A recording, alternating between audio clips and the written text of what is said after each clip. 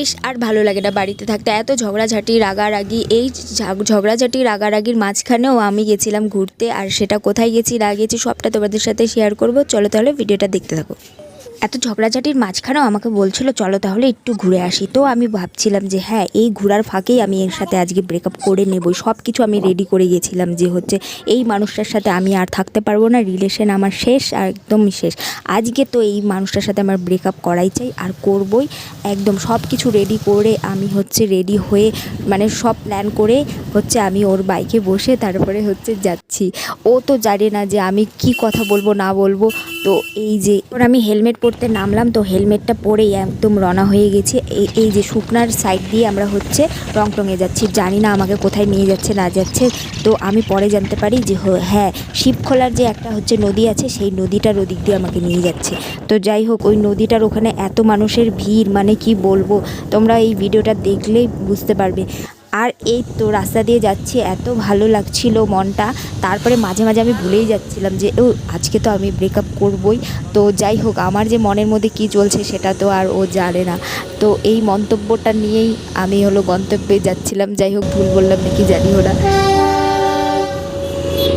তো শিবখোলার ওখানে একটা জায়গা আছে, সেখানে আমাকে বলছিল যে এখানে দাঁড়াও, এখানে কয়েকটা ফটো তুলি, ভিডিও করি, তারপরেই হচ্ছে আমরা হচ্ছে ওই নদীটার ওখানে যাব। তো আমি বলছিলাম আচ্ছা ঠিক আছে, ভিডিও করো, তো ফটো তোলো। আর মনে মনে ভাবছিলাম এই যা, এর সাথে যদি আজকেই ব্রেকআপ করে নিই এখনই, তাহলে হচ্ছে যদি ফটোগুলো আমাকে না দেয়। তারপরে ভাবলাম যে আমি বললাম না না না না, তোমার ফোন থেকে ফটো তোলো না, আমার ফোন থেকেই ফটোগুলো তোলো আর ভিডিও করো, তারপরে হচ্ছে আমি যাচ্ছি। আর এখানে আমি ওকে বলছিলাম দেখো তো আমি তোমার থেকে কতটা নাটা, আর আমাদের কোনো ম্যাচ হয় না, তাহলে তুমি আমার সাথে ব্রেকআপ করে নাও। তখন আমাকে বললো যে বেশি বকো না তো, বাস দিলাম একটা হেসে। ওই যে কথা আছে না, হাসি তো ফাঁসি, তো আমি ওই হেসে একদম ফেসে গেছিলাম।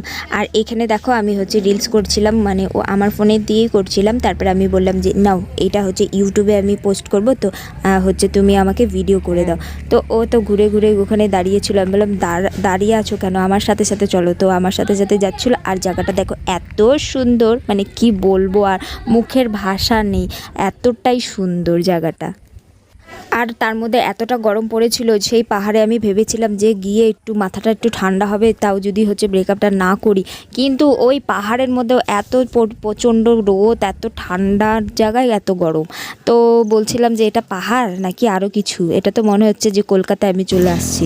তো আমাদের ফটো তোলা হয়ে গেছে, ভিডিও করা হয়ে গেল, এখন আমরা যাচ্ছি। হেলমেট, চলো।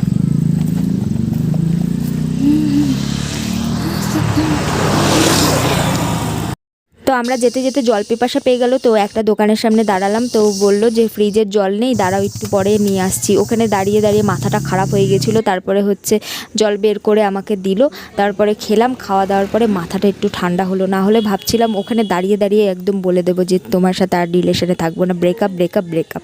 তো দেখো এই জায়গাটাও কিন্তু বেশ সুন্দর, ওইখানে দাঁড়িয়েছিলাম আমরা। ওর সামনে কিন্তু আমি মিচকি মিচকি হাসছি, কেন কি ওরকম গোমরা মুখ করে বসে থাকলে হবে না, না হলে হচ্ছে পরে হচ্ছে আমাকে দেখলাম যে আমাকে এখানেই ছেড়ে দিয়ে চলে গেল, বাড়ি পর্যন্ত পৌঁছলো না। তারপরে আমি কি করব, একা একা ওখানে বসেই কাঁদতে থাকবো। তো রাত পেরিয়ে ভোর হয়ে যাবে, তাও মনে হয় আমি বেঁচে থাকবো না, কেন কি ওখানে অনেক শুনেছি যে কি বাঘ বের হয়, শিয়াল টেয়াল এগুলো বের হয়। যাই হোক, তারপরে তো আমি চুপ করে এরকম বসেছিলাম। তারপরে জল খেলাম খাওয়া দাওয়ার পরে। তারপরে বললাম যে চলো এখানে আর কতক্ষণ বসবো, তাহলে হচ্ছে যাওয়া যাক, আমাদের হচ্ছে ওই নদীটা দেখে আসি, যে দেখি যে কীরকম করে হচ্ছে মানে লোক আসছে নাকি, গরম পড়েছে আদৌ, যে শিলিগুড়িতে এতটা গরম পড়েছে। দেখো গোটা শিলিগুড়ির মানুষ মনে হয় ওই নদীতেই গেছিলো যে স্নান করতে। দেখো স্নান করার, আর আমাদের এত গরম লাগে কি বলবো। আর যদি আমরা কলকাতায় যাই তাহলে তো আমরা মানে আলু সেদ্ধ হয়ে যাব।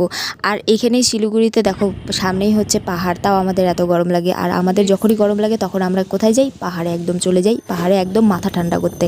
কিন্তু সেদিন যে গেছিলাম কালকে এত প্রচণ্ড হচ্ছে মানে গরম পড়েছিল যে পাহাড়ও মানে গরম হয়ে গেছিলো পাহাড়ে। আর আমি মানে পাহাড়ের যেরকম ঠান্ডাটা সেরকম অনুভব করতে পারিনি আমি।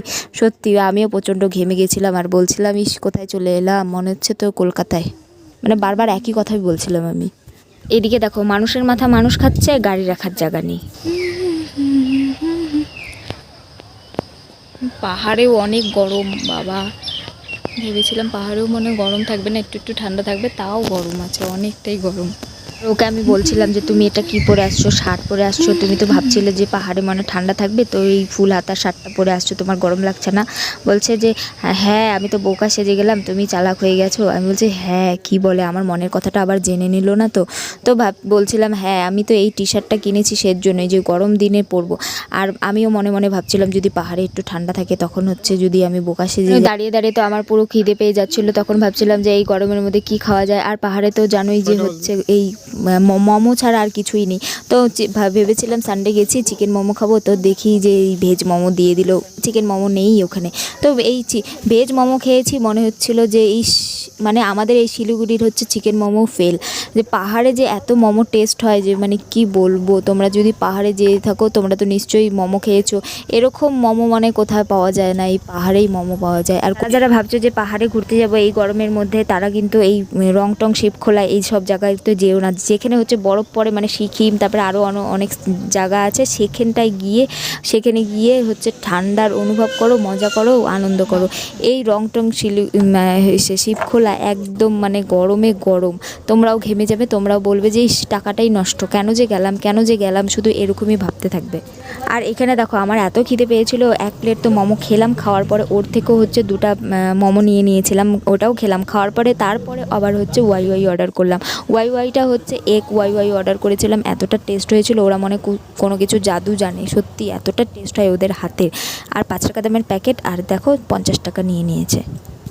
খেতে খেতে আমার মাথার থেকে একটা জিনিস চলেই গেছে, আর তোমরাও হয়তো ভুলে গেছো আমার এই ব্লগ দেখে। আমি তো ব্রেকআপ করতে আসছিলাম, আর এখানে দেখো আমি মজা সে হচ্ছে খেয়ে যাচ্ছি, ঘুরছি ফিরছি, ভিডিও করছি, ফটো তুলছি, কি বলবো।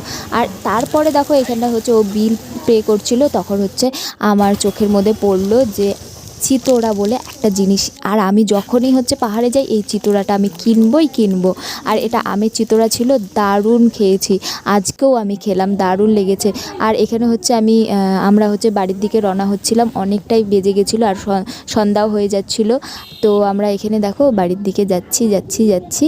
তো চলো, আর কি, ব্রেকআপটা তো আর আমার হলো না, নেক্সট টাইমে আমি ব্রেকআপ একদম করেই ছাড়বো। চলো তাহলে ভিডিওটা এখানে শেষ করে দিচ্ছি। ভিডিওটা তোমাদের কেমন লাগলো অবশ্যই কমেন্ট বক্সে জানিও। ভিডিওটা ভালো লাগলে